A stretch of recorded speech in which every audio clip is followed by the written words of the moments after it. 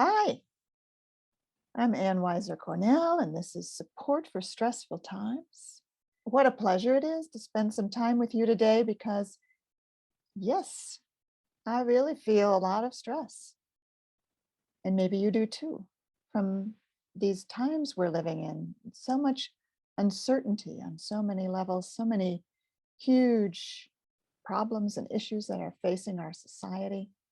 And one of the things that we can do that actually can help with all of that, I mean, sometimes it feels part of what's stressful is there's nothing we can do about it, or very little. It can feel to me like there's very little I can do about climate change and the pandemic and racism and these big issues. But the one thing we can do is spend time with our own emotional states so that we're calmer and have a more balanced perspective on our own lives, on the lives of those closest to us, and it has a ripple effect going out from there. And if you want to write in the chat something that's stressful for you, something that you're facing that's hard, that would be great. I'd love to hear it. I pause and I look at my life, and it's not that bad. My own life. I live at home. I live with a partner. I'm okay in terms of health. So then I have a sort of a funny disconnect, and even a sense of guilt, because I hear and I read and I see on the news really hard things happening for people. And I do my best to help with that from a distance. There's some kind of sense of disconnect there. So what's going on for you? How are you doing? Write me in the chat if you want to. And also, let's all pause and get in touch with that for a moment, because this pausing and getting in touch is really one of the very best things I think we can do to be present with our own emotional states and thus be able to be in a state of calm readiness to face whatever we're facing. So let's pause right now. And what I mean by that, when I say pause, is to consciously bring awareness to this present moment. And this present moment as felt in your body right now. So as you pause, become aware of your body. To feel your body supported, letting your awareness go to your feet perhaps, and also at the seat where you're contacting the chair if you're sitting.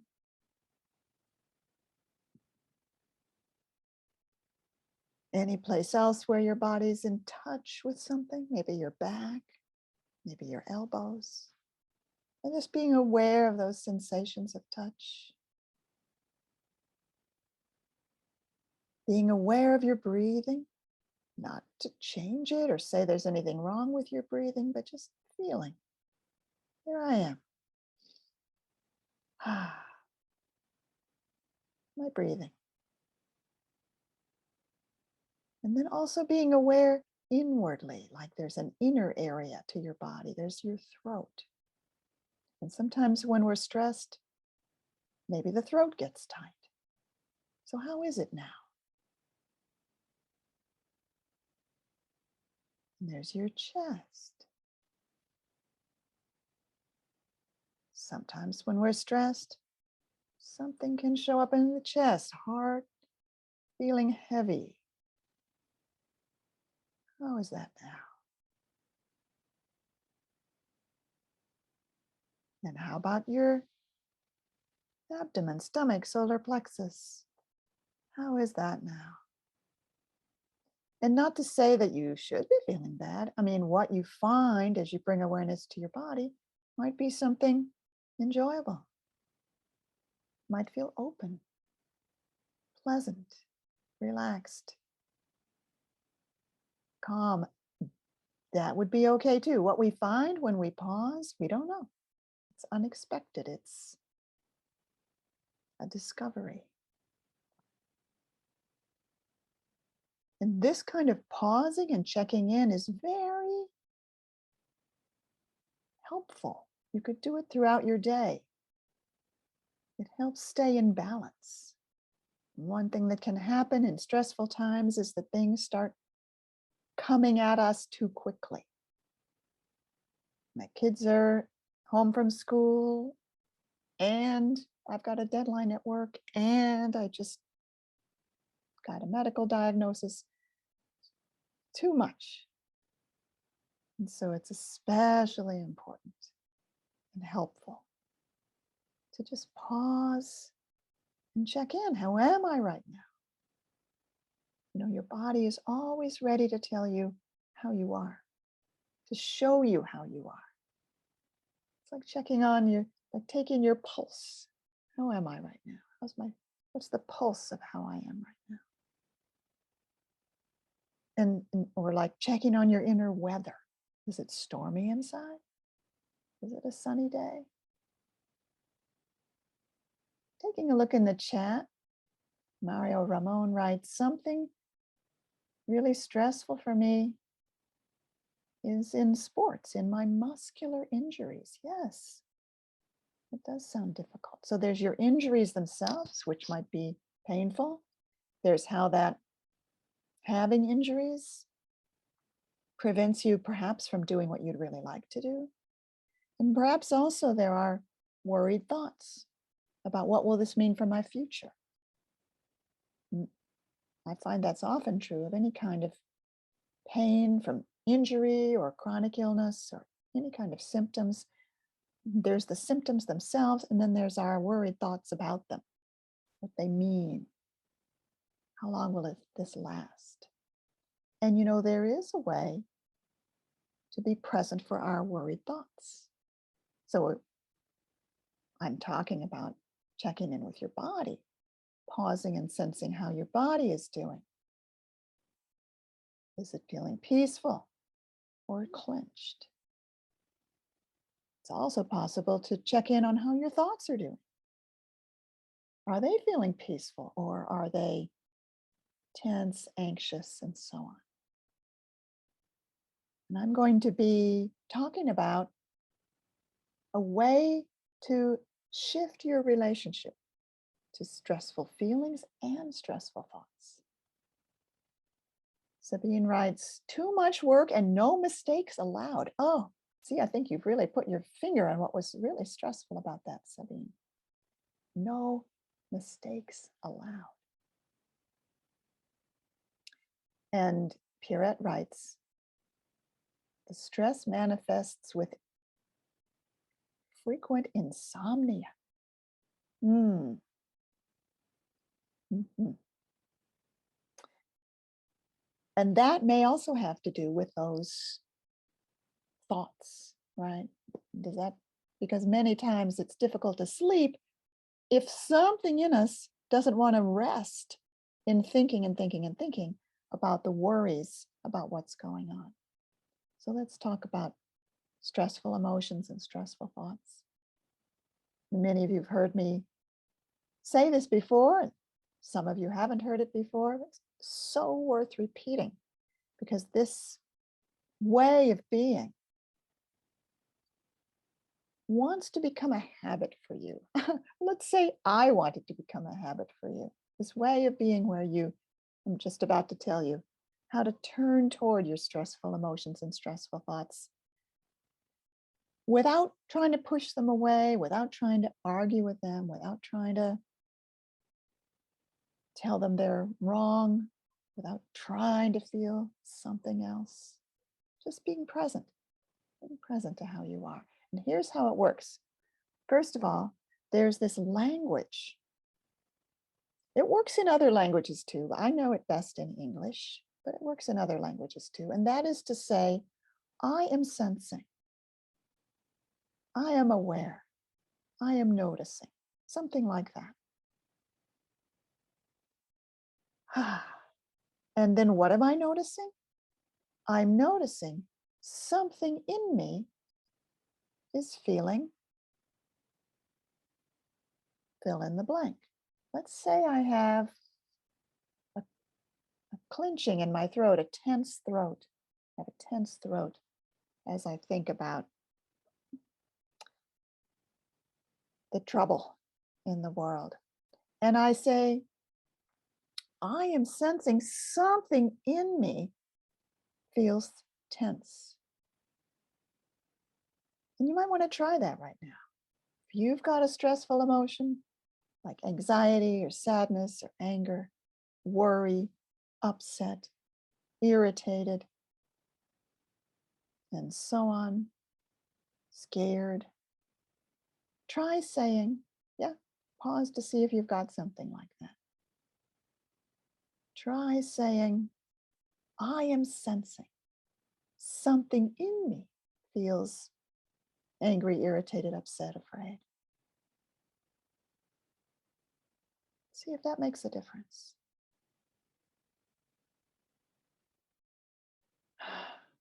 It always gives me a deeper breath. What's really lovely about this is that you're not pushing away the feeling at all. In a way, you're really honoring the feeling. You're giving room for the feeling to communicate with you. What is it tense about? If we say hello to it, it might let us know. If we push it away and try to distract ourselves and not feel it, we'll never know. So you're staying in contact, but not being overwhelmed. And that's the trick. Just taking a peek at what people are writing in the chat. Mina writes, I'm feeling pain on the right side of my neck in the back, in the cervical spine area. Okay. So you'd say, I am sensing something in me is in pain. Or I am sensing there is pain there.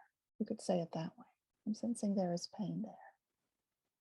And what I'd suggest you do next is check the description, right? So you used the word pain. Corey in her chat is talking about the feeling of sad. Check the word. See if it's the best description for the actual sensation. With the word pain especially, but also words like sad and fear and so on. They're often labels that we find ourselves giving to an experience that's more complex than that, or has more to it than that. What kind, or you could say, what kind of pain? And what those kinds of inner invitations do is they allow us to sense further, to stay with it, to be curious about the experience. Jillian writes, I'm sensing a hardening in my back and neck, starting to become a headache after a stressful weekly meeting, and it feels on guard. Beautiful. So what Jillian is doing, starting with a hardening, staying with it long enough to sense more about what it feels like. It feels on guard. Nice. So when we start by saying, I'm sensing something in me feels da-da-da, we're starting an inner relationship where I, that's the whole me, am creating or inviting a relationship with something in me that has this feeling or that's showing me this feeling. And that relationship is one of compassion. It's one of empathy, because I don't want to assume I already know what this is. So we often, like, I know what this is because of that. But did you check? Did you ask? Maybe you're right. Maybe that is what it is. But it also might be that there's more to it than that. And the very act of respectfully sensing how it is from its point of view also brings change. Yeah, Charlotte writes, I'm sensing that my mouth is tense. Silver writes, I'm sensing I want to bite down with my teeth. And chew and shake my head like an angry dog. Ooh, that's a very vivid image and process that your body is showing you. But I hope you're noticing what happens when You have a stressful emotion, a stressful feeling. What's the difference between emotion and feeling? Why do I sometimes say emotion and sometimes say feeling? Well, feeling, in English at least, is a broader word. It includes the usual named emotions like sad, angry, afraid, but it also includes experiences we would have a hard time putting words to. Vague, uneasy feeling with a little quality of needing to hide. So what we want to be open to is all kinds of feelings. Sometimes there's even a background feeling, like the color of the walls. We hardly notice anymore because they're always that color, but there is a sort of always feeling. You want to pause and sense if there's something like that for you right now. Not just the prominent in front feelings, but something that's sort of like the color of your background, that it feels like is always with you. I'm in a good mood today. I'm happy to be with you. That's kind of the background. So Mina is the one who is telling us about the pain in the back of the neck, on the side of the back. Now Mina says the pain is throbbing. Great. So as you stay with it, there's a kind of aliveness to it. It actually is throbbing. Maybe it is responding to your attention, to your presence. Here's the next step. Maybe you could say to it, hello, I am here. I'm here with you. I don't recommend trying to change our feelings. I think they change themselves when they're given a kind of accepting attention. And there is a kind of accepting attention that is the greatest environment for change to happen naturally. Very often people say to me, oh, I brought that kind of attention to it, what you're suggesting, and then it relaxed. And that's what we most want. When we try to change our feelings, I haven't noticed that being very useful. I'm telling the fear it doesn't have to be so afraid. Did that ever really help? That's not been my experience.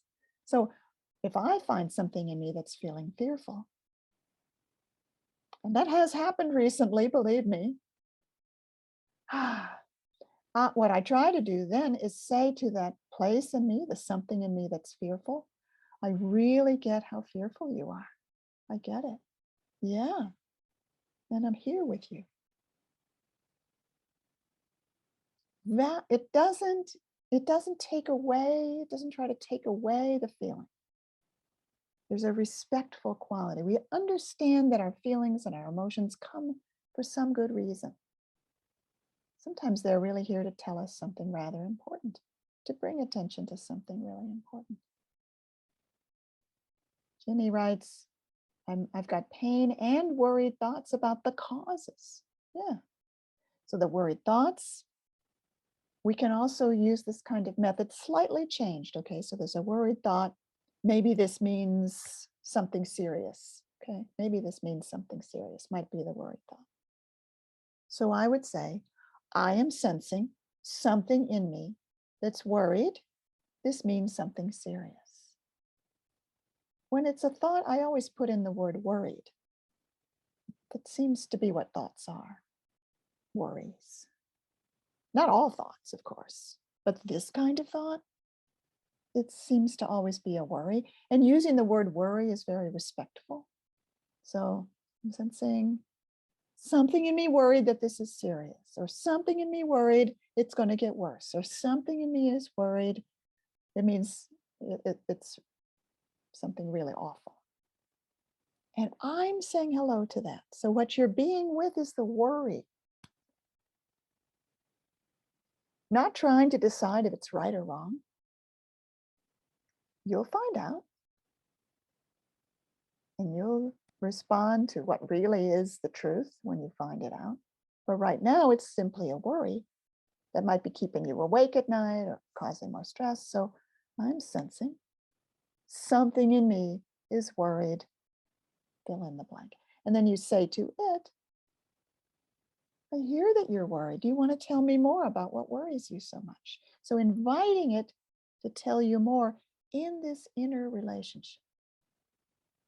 About inner relationship. Pierrette says, I'm sensing a little fear to let go into sleep. And that's at the level of the insomnia, right? Something has a little fear to let go into sleep. Wow, that's a wonderful discovery. Good for you, Pierrette. And then you say to that something that has a little fear, hello, I'm here with you. I'm listening. Is there more you want to let me know about that not wanting to let go into sleep? So it's an invitation for more. Yeah, very good. Corey asks about something in me saying I failed again. Yeah. So interesting.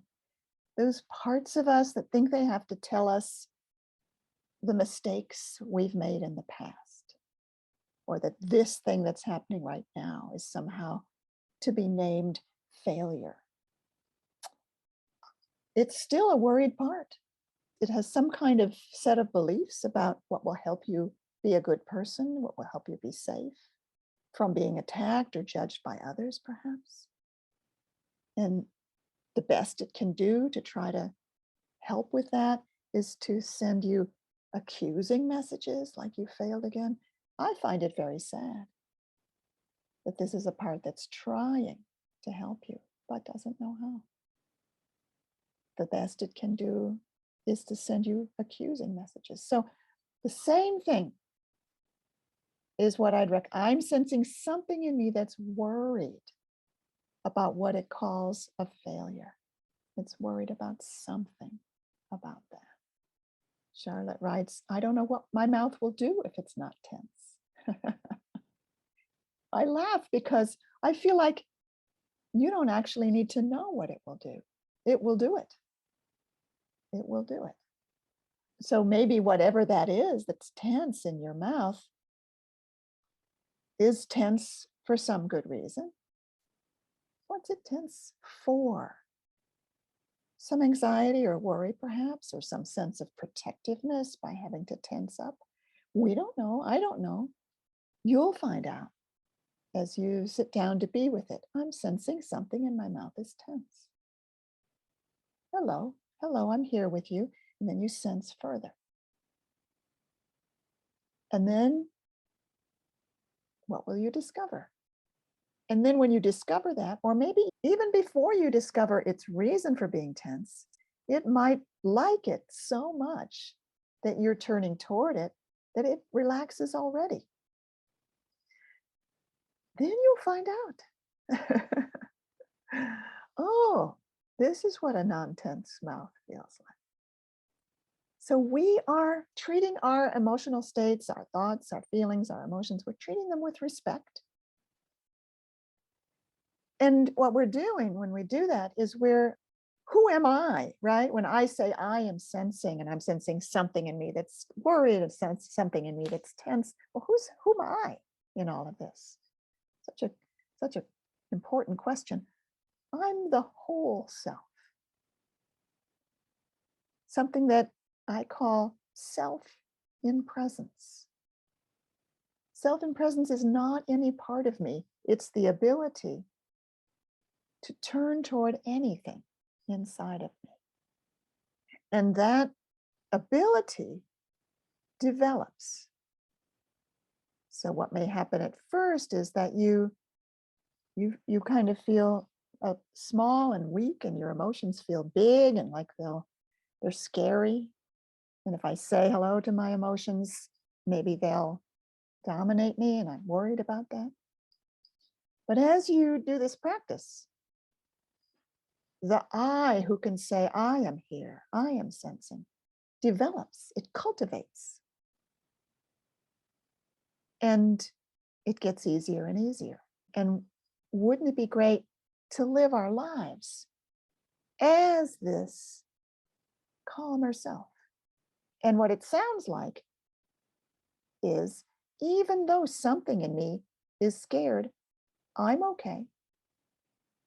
I have extra resources to turn toward the scared part of me and also live my life and do what I need to do. I'm not knocked over. I'm not dominated. But that ability builds up by, among other things, doing this very simple practice of pausing, turning toward, being with. Yeah. Wow. We're almost done for today. So nice to be with you. Let's be together again. Every time we do one of these meetings, it's a little different, maybe sometimes even quite different, depending on what people bring and the state that I'm in, what's going on around us. Different topics emerge each time.